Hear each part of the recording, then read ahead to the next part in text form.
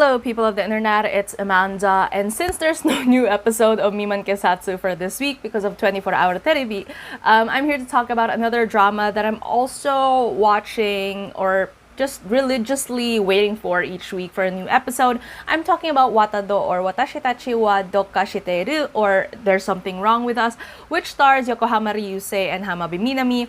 Now, this one, obviously, like when it was announced, given the headlining actors, a lot of people are pretty much got excited about the entire thing, and at the same time, I feel like manga readers were also excited as to how it's gonna go. Now, I personally haven't seen or haven't read the manga. I tried as much as possible not to read on any spoilers whatsoever so that I can, experience this drama very freshly.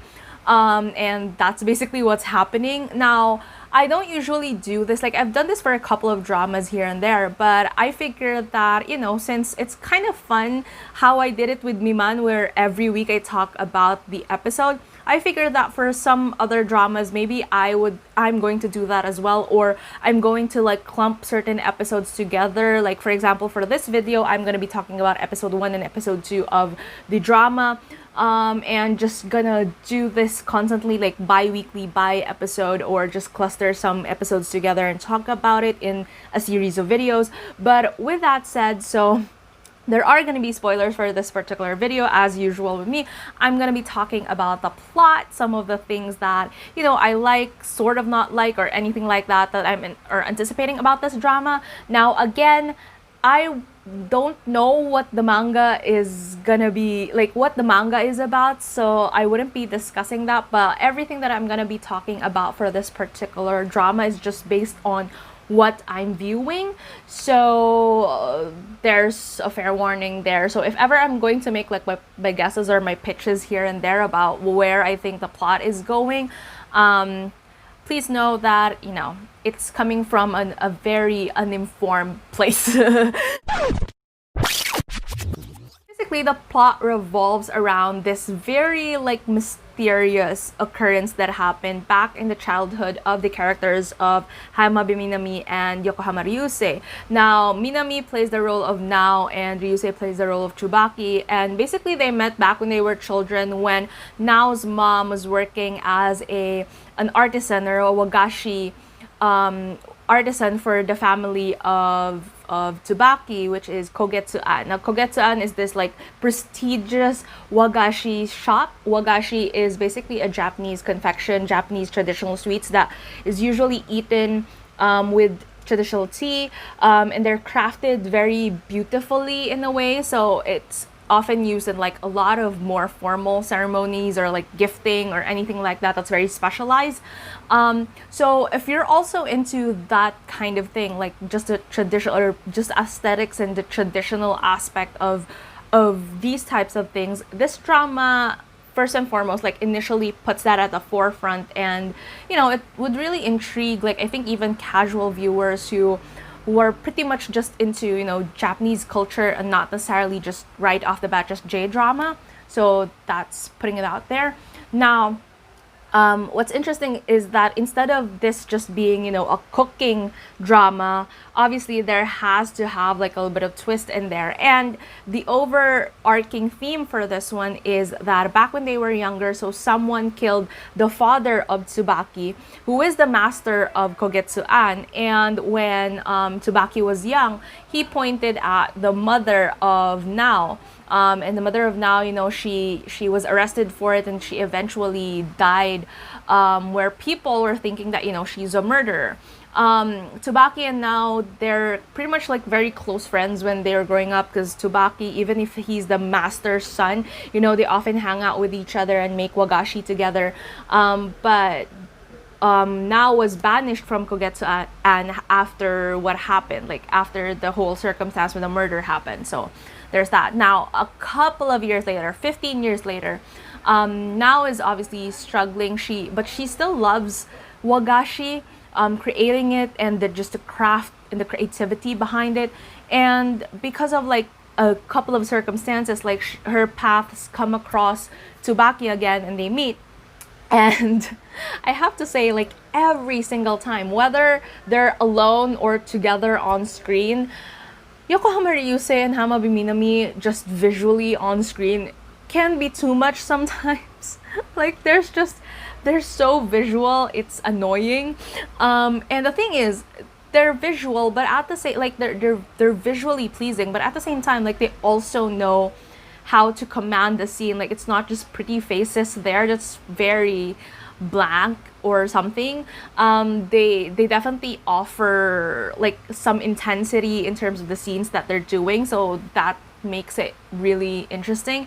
Now I have to say, so basically it was a pretty interesting start because right off the bat, first episode, a marriage proposal comes in the way, and now agrees in the hopes of, avenging her mother. But then at the same time, like there's often this like contrast between back when they were younger, so they were friends, and now that they're grown up, there's definitely always this tension, romantic and sexual tension between the two of them that always, comes into the picture. And from the whole, quote unquote romance that's happening, and at the same time there's like murder mystery that's also within the plot and everything like that.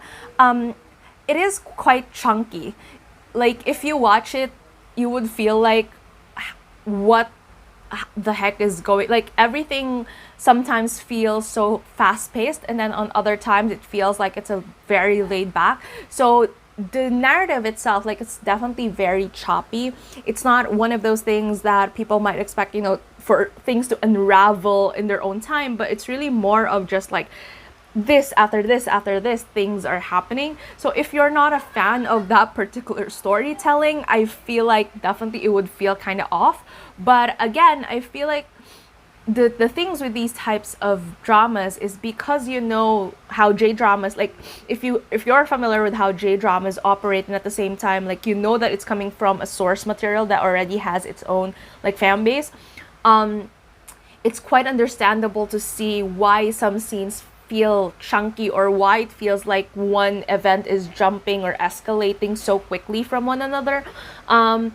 There's definitely times when, sometimes the visuals itself just don't salvage it for me to think that, okay, so this is moving a little bit too fast, or this is a bit ridiculous in a way.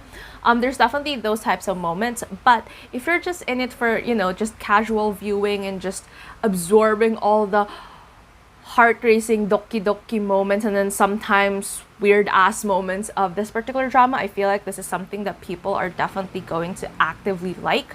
Another thing is, and I think this is very similar with Koitsudu before, because for Koitsudu, again, it's really more of that escalation of this thing is happening, and then by episode 4 or something like that, there's the romance immediately jumps right at you, preceded by something, but you just can't pinpoint to what. So again, it's really more of like the type of drama where you also have to understand filling in the gaps, without it necessarily being on screen or something like that. I'm not saying that it's a good thing or a bad thing. I mean, a lot of J-dramas are like this, and it's really more of just, I'd say that it's a nice gateway drama as well. Like that, even if there are moments where, you're just confused as to what's happening, but the overarching narrative of it is enough to make you want to watch the next episode, which I feel like is kind of cool. I've been watching J-dramas a lot for a long time, but after Koitsudu and then this one, I'm just still a little bit culture shocked as to how kiss scenes or romantic, sensual scenes are happening. It's quite refreshing in a way, because I've often hated how, in J-dramas, whenever they kiss, it's really like a not even believable kind of peck, like there's no romance or any hint of just, I don't know. I mean, the only time that I've seen that in earlier J-dramas would probably be Hana Yoridango, where kisses are actually look like kisses. But then like for Koitsudu and for this one as well, like kisses actually look nice, which is saying something. There's also like I would highlight, like, for example, all of Nakagawa Taishi's kissing scene, for example. He's not in this drama, by the way, but I just want to point it out that every single one of his kissing scenes in all of his projects, those ones look like actual kisses, which is good. I don't know why I ended up talking about this, but anyway, I just figured out because I just figured I would talk about this because the scene in the end of episode 2 caused a lot of buzz because of the whole like thing that happened between Yokohama Ryusei's character and Hamabe Minami's character. And I mean, I haven't seen the episode yet when all the spoilers started popping up, but I'm not mad about it because I have to be warned when something like that on screen is gonna happen. But yeah, I feel like I just rambled on about this drama, which is what I usually do here on my channel. But anyways, I'll try as much as possible to see if there's still anything else that I would want to talk about this drama moving forward, once I see more of the episodes. But so far, again, plot is kind of chunky. Like, it's definitely it definitely has intervals of things that are moving too fast, and then some things are just, you know, sort of just there. So plot wise, it's definitely a bit inconsistent that way. But if you're not into technicalities like that, I just noticed it because obviously I've been doing these types of videos for quite some time now. But in terms of just entirely, I feel like it's a very, very interesting drama to watch. And I don't know, I'm just pretty happy that I have this to look forward to every single week, given that, you know, Miman is about to end in a couple of episodes or so. So yeah, now tell me down in comments below, have you seen this drama? Are you looking to watch this drama? What do you think of it? If you like this video, please give it a thumbs up. And if you're new to my channel and you would want to hear more from me, please hit subscribe. Thank you so much for watching this video, and tell me down in the comments below which other dramas would you want me to watch next. That's it. Thank you. Bye!